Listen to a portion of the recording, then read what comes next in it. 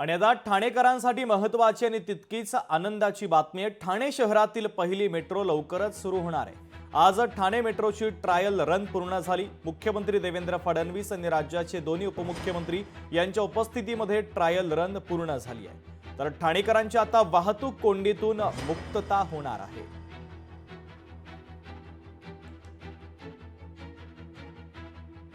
Metro 4A म्हणजे वडाळा, घाटकोपर, मुलुंड, कासरवडवली, गायमुख या अतिशय महत्त्वाच्या मार्गाचं पहिल्या टप्प्याचं टेस्टिंग या ठिकाणी आम्ही करतो आहोत।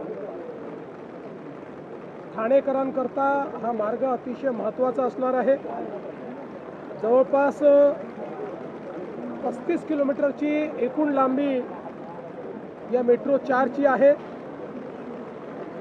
त्यामध्ये 4ची लांबी 32 किलोमीटर आणि 4A ची लांबी ही 2.88 किलोमीटर अशी एकूण 35 किलोमीटरची लांबी आहे। एकूण 32 स्थानकं याच्यामध्ये आहेत आणि जवळपास या ठिकाणी 16,000 कोटी रुपये याकरता खर्च करण्यात येत आहेत।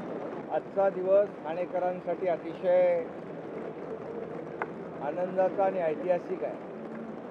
कारण ही वडाळा ठाणे, वडाळा कासरवडवली ही मेट्रो याला अनंत अडचणीतून आज आपण इथपर्यंत पोहोचलेलो आहे।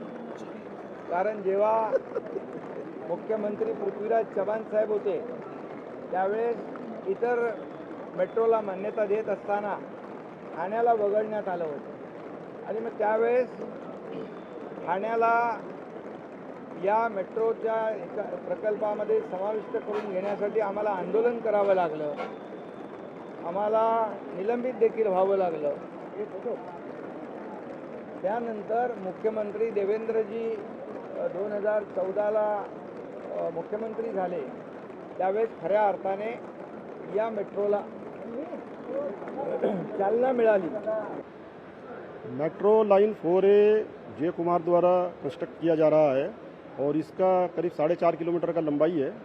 2 स्टेशन है इसमें, गायमुख और गवनीवाड़ा। इसमें जय कुमार का द्वारा जो 4A का काम है वो लगभग पूरा हो चुका है। खाली डिपो लाइन में थोड़ा काम बाकी है जो भी अगले 1 महीने में संपूर्ण हो जाएगा। जहाँ तक जय कुमार का कार्य का सवाल है वो कार्य करीब करीब पूर्ण हो चुका है। बाकी फिनिशिंग और दूसरे कार्य चल रहे हैं।